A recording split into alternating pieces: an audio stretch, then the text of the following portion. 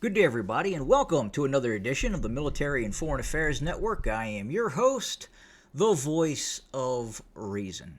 Today, we're continuing our ongoing coverage of the war between the Russian Federation, the North Atlantic Treaty Organization, and its Ukrainian proxy forces. Now, today, I want to play an interview that took place back in 1994. This interview has aged very well, and I may provide some commentary as we enter the interview and we start hearing what is being said. Specifically, Henry Kissinger is taking place in this interview, explaining and discussing the prospects of NATO expansion. Here we go. First tonight, the debate over expanding the North Atlantic Treaty Alliance to several countries in Central Europe. The debate flared today at the European Security and Cooperation Summit in speeches by President Clinton and Russian President Yeltsin. Since the collapse of communism in Central Europe, there have been proposals and debate over whether and how to expand NATO, which now guarantees mutual protection for 16 Western nations in Europe and the U.S. and Canada, to such countries as Poland, Hungary, the Czech Republic, and Slovakia. Today, at the so-called CSCE summit in Budapest, President Yeltsin repeated his country's opposition to that idea. He warned of a cold peace and said the world could not be run from one capital, a reference to Washington and the U.S. But the issue of NATO expansion has also divided American officials and analysts. We take up the story with two of them, former Secretary of State Henry Kissinger and Jack Matlock, former U.S. ambassador to the Soviet Union and Czechoslovakia, now a professor at Columbia University. Starting with you, Ambassador Matlock, the Russians are clearly very unhappy about the prospect of expanding NATO. Let's start with this. Actually, what is the U.S. policy right now? How quickly is the Clinton administration pushing to expand NATO, from what you can read? Well, my understanding is that their position is that the East Europeans should be prepared for NATO, and though no date has been set, that the question is not if, but when. And NATO itself recently, just for background here, recently voted to come up within a year. So just pause this real quick. Essentially, Russia, the Russian Federation, at the time it was the Commonwealth of Independent States, CIS, they said stop. And NATO said, we're not going to stop, and we're not even going to consider stopping, because the Russians were perceived to be weak, and they could not respond. With a list of sort of conditions for membership for potential members. So the issue is moving forward, as you understand it. Is that correct? The issue is moving forward, but we have to be careful not to trap ourselves in an endless waffle. When we say the issue is not if, but when, the responsibility of national leaders is not to ask rhetorical questions, but to answer them. So we have an obligation to give some sort of an answer to when, and the Russians are not unhappy about the timing. They're unhappy about the fact. About the fact. And therefore we ought to face that as early as possible. Well, where is the pressure, as you understand it, Jack Matlock, where is the pressure coming from for quick expansion inside NATO? We know that certain Eastern European or Central European countries like Poland would love to be a member quickly. But where is it coming from within inside NATO? Well, my understanding is that the Germans have been sort of the principal advocates within NATO. They're joined by certain others. I'm one who feels that while we should leave the possibility open, that we should make clear that we would back expansion only if there is a threat which needs to be met. In other words, we should use it to pressure the Russians to ease off on the rhetoric and to behave in a manner which does not threaten these. It seems to me that would make a better policy than making a decision now and proceeding, whatever the Russians do, to carry it out. Another problem here is that I think it's much more important for the Poles, the Czechs, and the other East Europeans to get in the European Union. This is important economically. They need the markets. And I suspect that some Europeans look at NATO as almost a surrogate for doing what would be a more difficult matter for them, and that is opening their markets to them. So, Mr. Matlock does not see a need to press for expanding NATO to those countries at the moment. What do you see? The basic problem is as follows. The reason the Germans are interested in the expansion of NATO is that the border of NATO now is at the eastern German border, which doesn't happen to be threatened because that's the border with Poland. If there is a threat, and we can argue whether there is or not, it is at the Polish border it's on the eastern Polish border. So it is sort of senseless to have a guarantee for the borders that are not threatened and no guarantee for the borders that may be threatened. Secondly, I think it is important to define... And just to pause there, and again, remember, Belarus was in the process of separation as well. There was no military threat that existed in which you would see a joint Russo-Belarusian army group entering Poland. That was not even on the table. That was something that was not even thought of as being possible. What Europe is supposed to be. If we have two categories of borders in Central Europe, we are creating de facto a no man's land between Russia and Germany, which both of them will then try to fill, encouraging nationalism in both Russia and Germany, and the sort of separate deal for the partition or spheres of influence, or exactly the sort of diplomacy that contributed so much to European tensions and wars before World War II. Just before we get into too many issues here, let's go back to the question of which borders are threatened and which borders are not threatened. I mean, my understanding is that no borders are threatened at the moment. Even the existing borders of NATO are not threatened at the moment. No, the existing borders of NATO can't be threatened because they are now adjoining friendly countries. Exactly. Now, again, this was before the media became, or let me back up here, the news, journalism became much more. It was still manipulated then, but it is vastly more manipulated now in terms of truth versus untruth. Prior to the Ukrainian conflict, the threat of a Russian invasion of eastern Poland, or Poland for that matter, was essentially the same as what existed back in 1994. It really didn't exist. There was some capability, there is some capability, but the capability for Russia to directly engage in a war against Western Europe simply is not there. Let's continue. So there's nobody there with any capacity to threaten the borders, at least not from the east. So the problem is whether the new states of Eastern Europe, the former Soviet satellites, should be included in NATO. And if we are reluctant to antagonize the Russians today when they're weak, it is an illusion to think that somewhere 3-4 years down the road we can suddenly move in that direction when they're stronger. Nor am I saying that we should treat the Russians as enemies. What I'm saying is we should have the friendliest political relations with Russia. And folks, remember, again, Poland ended up joining NATO. And the Russians didn't like it, but they didn't go to war over it. They accepted it. They didn't like it, they accepted it. And then other nation states, Romania, Slovakia,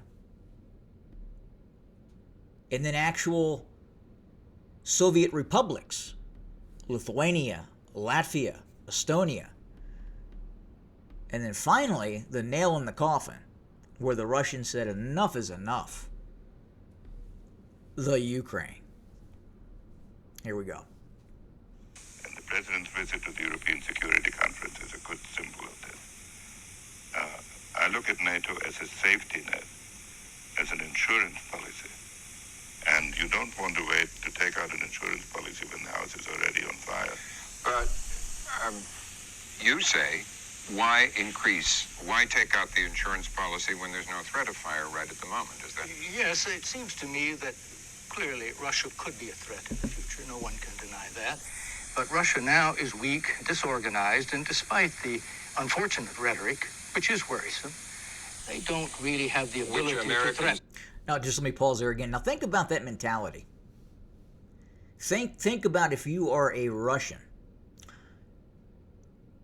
or you are the Russian government, and you have this alliance saying, we are doing this, what we are doing is because you are weak. Because you are weak, we are going to take advantage of you. We are going to put you in a position strategically that you may not like and you may not be able to recover from in the event of some sort of hostile aggression. Let's continue. Secretaries of State and spokesmen and others continue to say is mostly for domestic consumption. I think that is true. Nevertheless, it's worrisome, and we should respond to it. But the fact is, it seems to me we would probably have close to a decade to respond to the successive steps it would take. Why is that? Spell that out for a moment. Well, I think right now their economy is in shambles. Their army and their whole military establishment, though it has a lot of weaponry, is not really organized that it can effectively threaten someone else. They have not been able for the last 2 years to cope with a rebellion in one of their own provinces, in Chechnya, which we'll be talking about later. Now, it seems to me they're simply not in a position to threaten their neighbors in a military sense. If they started to, we would have time to. That is my contention, and it seems to me that we should make clear the sort of things which, if they should do, we would feel compelled to take countermeasures, and I think that would be a considerable deterrent. Why do you disagree with that logic? Why provoke the Russians now by extending NATO closer to them, which would imply that the West thought, that Russia was going to become a threat? Good. First question is, why should they be provoked? If we say an attack on Russia is an attack on the whole Atlantic community. An attack on Russia? An attack on Poland is an attack on the entire Atlantic region. I don't see why that should provoke them, especially since... What he should have asked was, what about perpetual expansion of NATO? That would have been an interesting question to ask. If they would have asked Kissinger during that interview, well, what if the Russians are concerned about NATO expanding into the Baltics and then into, say, Ukraine? I imagine at that point, Kissinger would have probably responded, well, that's nonsensical. The Ukraine will never be part of NATO. The Baltics will never be part of NATO. And yet here we are. Let's continue. We could make military... We have, for example, in Eastern Germany, we have military arrangements whereby no non-German troops go beyond the Elbe. We could make similar arrangements for Poland, that no non-Polish troops will be stationed on Polish territory. So what we would be extending is a security guarantee that places... Pause. Okay, with that rationale, there are now NATO forces within 100 miles of St. Petersburg. Right? Right. Poland strictly into... But why would we need to do that? Because if we don't do this, we will create, as I've said before, two categories of borders in Europe. We are creating a no man's land, and because the reluctance to do that can only indicate that we are not. Let's have the map up so everybody can follow this. Where you see this map? Where is the no man's land? Would it be? It would be Poland, the Czech Republic, Slovakia, and Hungary. What you have in yellow on this map would be the no man's land in which both Germany and Russia would try to influence. For example, Yeltsin, in his speech to the General Assembly at the UN, made 2 points. Point one was that anything east of that yellow shaded area was connected to Russia as blood brothers. That's Belarus and Ukraine and strongly implied that no outside influence was permissible there. Then he said, beyond this, we should get used to open spaces. Open spaces means a kind of neutralism. And neutralism means that Russia has a veto over the disposition, over the political disposition of that area. And the result, I would fear, would be that these countries would be torn into to make some kind of arrangements. I don't think the Russian situation will ever become a clear-cut military threat. After all, in the middle of the Cold War, people were arguing whether the Russians were threatening. Well, let's get Jack Matlock's answer to that unless those countries that we just saw are included in NATO, it'll be a vacuum in which both Russia and Germany and others will want to have it. Well, I really don't see that would be more likely to happen if they are not members of NATO than if they are members of NATO. We don't feel that it's necessary to have Austria or Switzerland or Sweden in NATO. They don't feel the necessity. That doesn't make the Russians or others the arbiters of their political decisions. I think that if Poland and the Czech Republic and Slovakia and Hungary, all of them can develop stronger economies and a sense of national strength, that's going to be a sizable deterrent to, you might say, to Russia competing there. So far as competing for influence, there'll be a certain competition for influence anyway. There is one other factor here that we seem to be forgetting, and we did, though it was not a legally binding assurance, we gave categorical assurances to Gorbachev back when the Soviet Union existed, that if a united Germany was able to stay in NATO, NATO would not be moved eastward. Bam. Now, not only that, again, you have this Overton window, right? Where we're discussing Poland, we're discussing Slovakia. Non-actual Soviet republics, non-Soviet republics. The Overton window, this lesson in insanity, moves into, we go beyond this conversation into actual former Soviet republics. Lithuania, Latvia, Estonia, again, putting NATO forces within just a couple of dozen miles, in some cases, near St. Petersburg. So this conversation that we're living in today, in which the Ukraine is talking about joining NATO, in which the Baltic republics join NATO, that was not even on the table. That was considered unfathomable. Something that would never happen and could not happen. In fact, if that would have been mentioned in this conversation, that would have been a prelude to World War or open conflict. They would have accepted that if NATO tried to push that far east. Now look where we're at now. Now the question is, if in 1994, moving into the Baltics, moving into the Ukraine was insanity,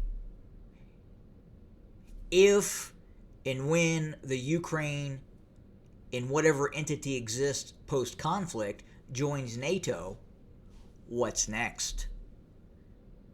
How far do you push that window open?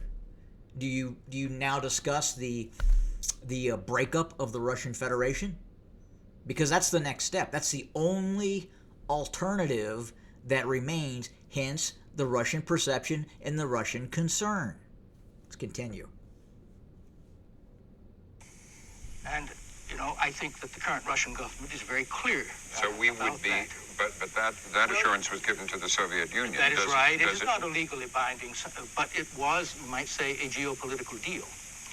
And if we simply ignore it, then certainly if I were a Russian, it would be hard for me to interpret this, even though it may not be intended that way, and it is not, as anything less than an attempt to shut Russia off from Eastern Europe. And that was a line that Yeltsin used today, that it would isolate Russia and sow the seeds of discord. But here's a country that has 20,000 nuclear weapons. The possibility that Poland would start marching into Russia is zero.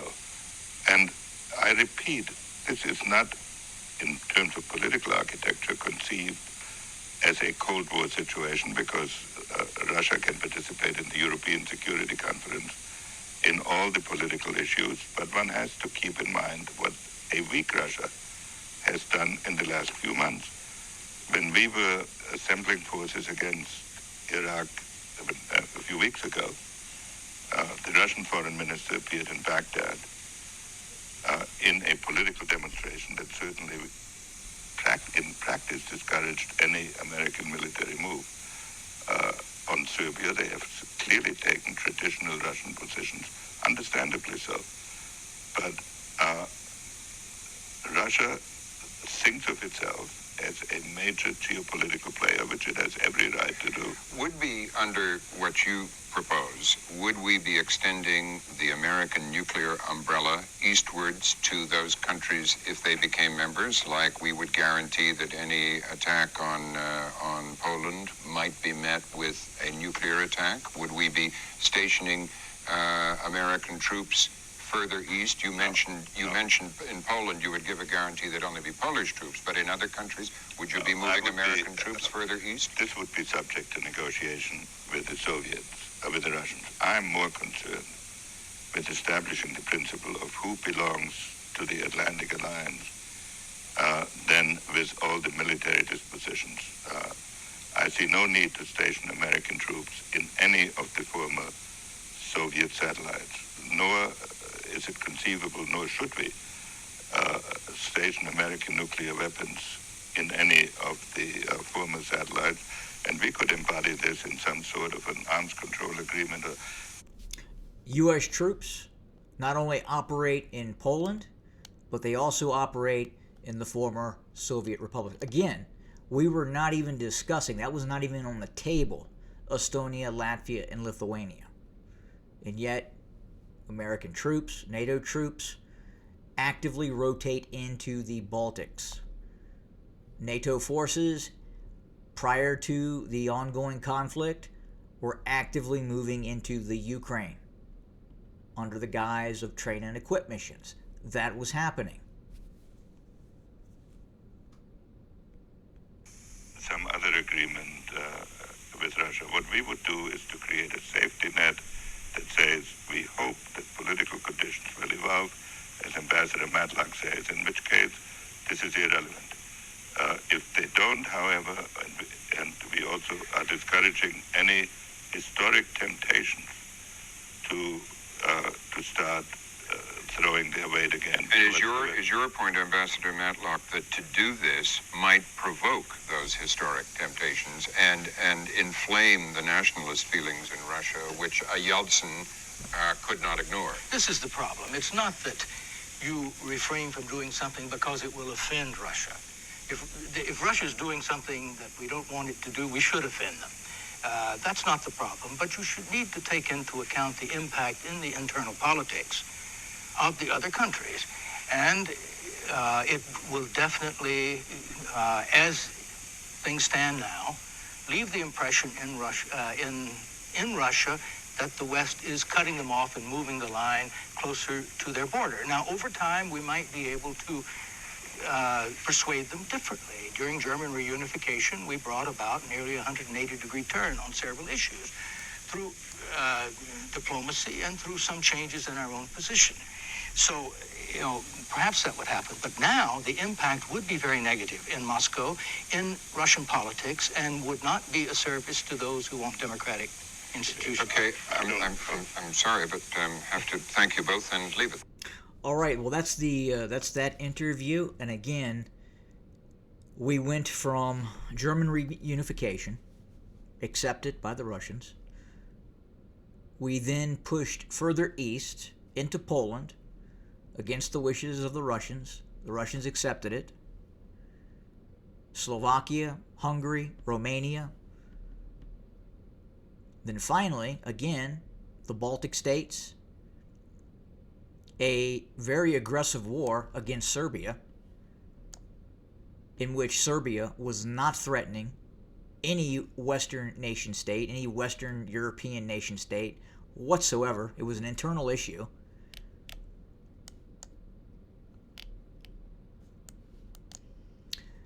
Well, that interview aged very well, and I think it really gives you insight into now versus then. And you can clearly see what has happened and why the Russian perception is what it is. And it is no longer accepting any push further east. Again,